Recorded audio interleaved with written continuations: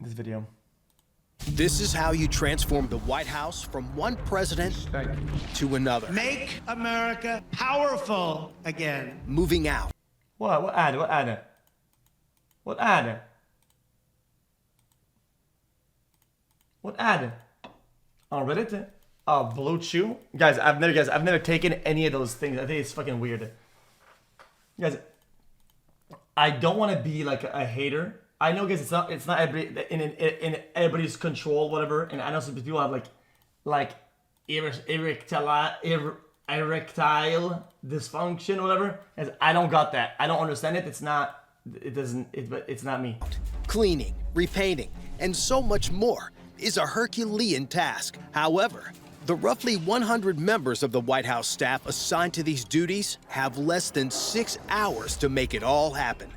Worse yet, any simple mistake could turn the president's first day in office into a disaster in a number of ways. Packing up the White House is much more complicated than renting a U-Haul and a trailer, putting all your junk in it, and slapping the ratchet straps with a "that's not going anywhere." For you see, the White House is a massive historic mansion with 6 floors and 20,000 square feet of living space within an area known as the executive residence. That's it! Starting from the bottom, there are 2 stories to the basement. The lowest one houses machinery and support systems for the White House, while the first floor of the basement hosts the kitchen, tons of storage, and other ancillary service equipment. While the executive residence is actually 6 floors, including 2 basements, an attic, and a public ground floor, the first and second floors are where the actual living quarters are. The first family normally occupies the first floor, while the second floor houses mainly guest suites and other living spaces. Oh, 20,000 of living stuff. So all the kitchens don't count and all that, and all the bottoms. Okay, it makes sense then. All told, the 20,000 square feet of the executive residence has dozens of rooms, including approximately 20 bedrooms and 35 bathrooms, among other office and personal spaces that must be packed up, cleaned out, and moved in with new stuff in less than 6 hours. This makes picking up that pile of dirty laundry from your floor that's been sitting there all week seem like a cakewalk. Just how the White House manages to pull this off is nothing short of extraordinary. How in the world is the White House supposed to plan for such a massive undertaking? Believe it or not, the planning actually starts right after Election Day.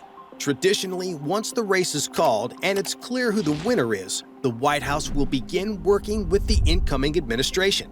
The person in charge of this process is the White House Chief Usher. The White House Chief Usher oversees roughly 100 butlers, maids, chefs, housekeepers, engineers, and other staff serving the first family at the executive residence. After the election, the chief usher will send questionnaires to the incoming president's transition team, which will want to know everything from what kind of foods the president likes to what kind of toothpaste he uses. Additionally, the chief usher will work hand in hand with the incoming first lady to begin decorating her new home. Because the White House is like a living museum, it has accumulated several hundred years. Why the lady though? Why not the guy? Does the guy not decorate? Only the girl can decorate? Really, dude? Really? Years worth of artifacts, furniture, artwork, and other presidential memorabilia. Though some of these priceless artifacts are on site at the White House, most of the collection is housed in a large storage facility in Maryland. It is customary for the First Lady to pick whatever pieces she desires from the collection to help decorate and furnish the White House. Due to the historic significance of some of these artifacts, some will... Chat, it must smell like dog shit in there. Yeah, chat, it has to. Guys, there's no way it doesn't smell like absolute fucking garbanzo. Yeah, chat, it's like a 5,000-year-old monument made out of wood and shit. It must be disgusting.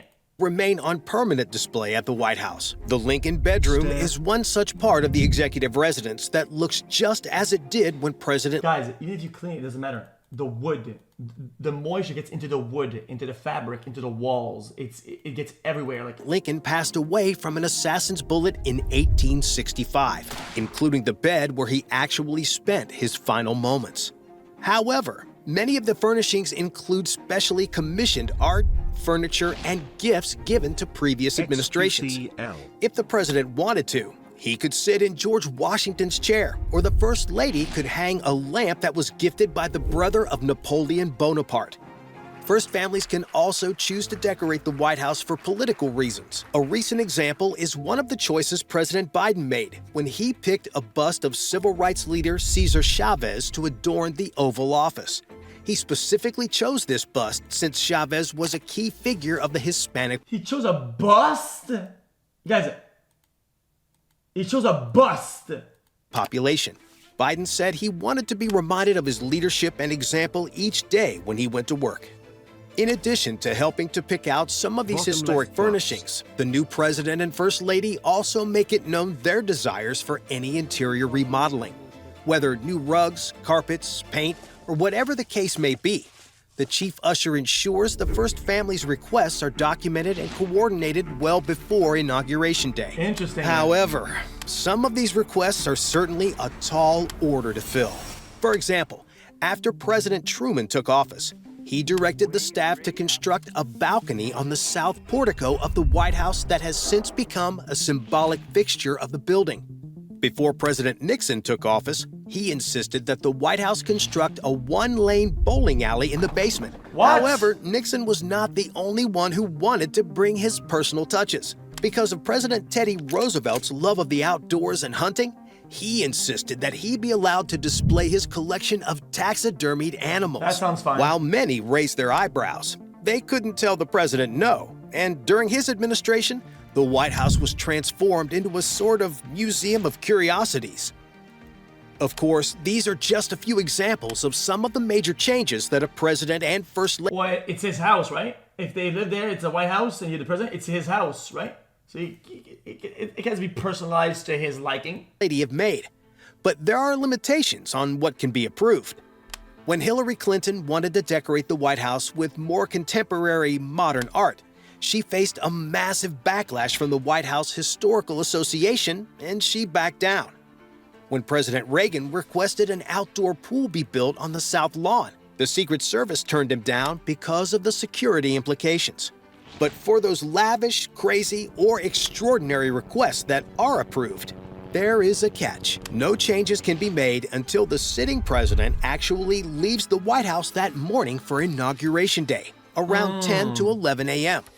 This means that despite the several months of preparation and planning, the team only has about 5 to 6 hours to pull everything off once the exiting first family leaves for the swearing-in Wait, in every single room? All of them? of the new president. On Inauguration Day, the White House staff rise as early as 4 in the morning to get a head start on any of the massive remodeling projects mentioned previously that are going to take more than just a few hours to complete. The White House usher will also ensure people are assigned to other So that means that every person that was maybe 1,000 employees all have to be vetted with Secret Service. They have to be every single person has to be like super hardcore vetted. Because what if one has a bug or a microphone or a poison, something like that? That would scare me. projects that may take longer to accomplish, like repainting rooms or changing out flooring. However, most of the staff will rise at their normal time so they can prepare for a White House tradition on a president's last day in office. As part of this tradition, all of the White House staff gather with the president and first lady to formally say goodbye. As the president and first lady make their rounds, they often exchange words of encouragement or short stories of their fond memories with the staff as they have become a part of their larger family. At the end of the ceremony, the chief usher will present a gift to the president handcrafted in the White House's woodwork shop. The gift consists of 2 American flags in handmade cases. These flags were flown on his first full day and last full day in office. At the conclusion of this ceremony, the first family then leaves for the inauguration. Like actual and junk. as they do, Like an army of staff begins packing up everything inside. Because of security concerns, outside movers aren't allowed inside the White House. This is a real problem, considering that massive pieces of furniture weighing hundreds of pounds, large mattresses, and ornate decorations, along with all the family's personal belongings, need to be packed up and moved.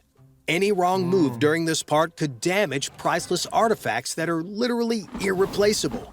But to get around the security concerns so these items don't go missing, the entire staff comprises the army of movers needed to pack up, haul down, and load the trucks on the south lawn of the White House. These trucks, with one being empty and one being full of the new first family's belongings, are among the few outside vendors allowed during this process.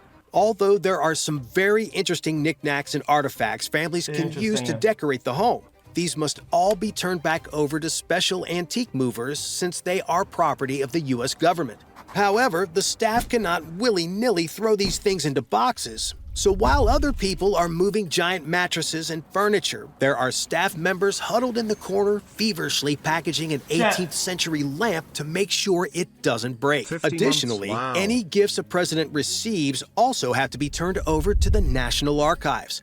So if Trump's son gets gifted a PS5 while in office, that gaming system will become a historical artifact unless President Trump elects to pay the government the item's fair market value. But getting back... Okay, hold on. So if I give a gift to Donnie or Barron, it's gonna go in a museum? Hold on a minute now, hold on. To the stuff in the executive residence. As the staff is boxing up personal items and moving furniture, a dedicated cleaning crew comes in to make the place spotless.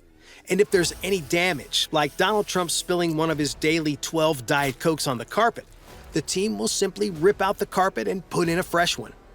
Because of all the different teams coming and going, from people packing old things, unpacking new things, cleaning and redecorating, the actions of the staff are quite literally planned out to the minute.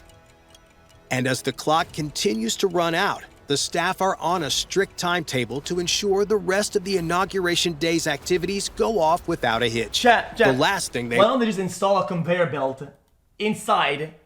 It's all planned out. Bing! And it's go... just like at the airport. One is for the first family to be awkwardly waiting on the front porch to be let in as the staff are still putting everything together. But as all of this is happening, another aspect of the White House makeover that goes down at the inauguration could, if done incorrectly, end America as we know it. Whenever you see the president traveling out and about, you often see a sharply dressed military officer close behind, holding a big black briefcase. And I know you're all wondering what all is antenna in it. And no, it's not a meme generation machine Trump uses for his best buddy Elon. Instead, it's actually the key to America's nuclear arsenal. What? Known as the nuclear football, this briefcase actually holds a robust communication suite, as well as the verification codes the president needs to verify his identity if he ever decides to use nuclear weapons. Because a potential nuclear attack could come at any time, the nuclear football goes anywhere the president goes, including on Inauguration Day. But how exactly are the keys to America's deadliest weapons turned over on that momentous day? As soon as the clock strikes noon, the military officer currently holding the football will merely place it in the hands of the new officer. Chat, the football. Chat, isn't that so patriotic? Chat, the football. Chat, the football. Think about it. So when people play the NFL, chat, they really have to get the football into the end zone because it's that important. It's that important to the Appointed to carry it Americans. by the new president. Although the two officers will hide this act discreetly behind one of the pillars behind the president as he is speaking, this symbolic gesture plays a critical role that, if done at the wrong time, could leave America unable to defend itself from a nuclear attack on this day. However, for the White House, handing over the nuclear football is arguably the least difficult task of the day. Back at the executive residence, the staff is still hurriedly working to make sure all the renovations are complete and the new first family's things are moved in before the 5 o'clock deadline after the inauguration parade. Once all the heavy lifting, including moving furniture and priceless artwork, cleaning, and any renovations or repairs are done, the task now comes down to turning the White House into a home for the new first family. Remember that questionnaire the White House chief usher sends the new Chat, so is his son gonna ask for like a massive gaming setup or whatever? Jack, can he say like, yo, I wanna get a massive fucking like 200-inch TV projector, massive gaming setup? Nah. Okay, I have to become president then. Family? This is now when this comes into play. Throughout the White House, the staff is busy personalizing everything. For example, Obama wanted a new shower head installed in his bathroom and a swing set for his kids to play on. The staff ensures every desire is met, regardless of what the president and his family ask for. Whether it be their favorite shampoo, towels, bed sheets, foods, or whatever else they want. Stop telling anybody what they can and can't do. If I can do so, if I want to do something, I can do something. Staff continue to finish their preparations. The new president and his family return to the White House to begin the inaugural dinner, followed by the inaugural ball. However, even at this late stage, mistakes can happen. One famous incident was when President Bill Clinton first took office. On that day, during the chaos of the move, someone accidentally misplaced Hillary Clinton's ball gown in their daughter Chelsea's room. Well, after 15 minutes of panic, the staff found the dress and ensured that Hillary would not need to go out in her birthday suit for the ball. Thankfully, mistakes like this are few and far between thanks to the staff's dedication, speed, and desire to serve the president regardless of political party. That is why whenever a new president enters the White House for the first time after his inauguration, when Chief Usher says, "Welcome home, Mr. President," they truly mean it. Bye for now. That was okay. Chat, remind me, chat, of the scene from Pursuit of Happiness.